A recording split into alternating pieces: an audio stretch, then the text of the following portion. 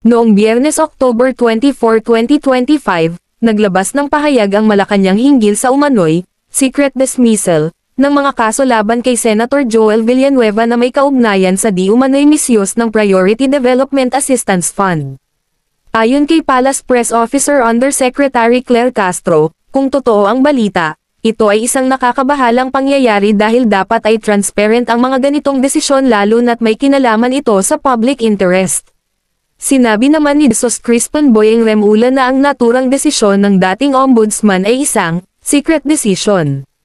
Aniya, mahirap paniwalaan na may resolusyon na ganito kahalaga pero hindi ipinaalam sa publiko. Para sa kanya, dapat ay malinaw at bukas ang proseso lalo na kung pondo ng bayan ang pinag-uusapan. Dahil dito, muling nabuksan ang usapin tungkol sa transparency at accountability sa pamahalaan.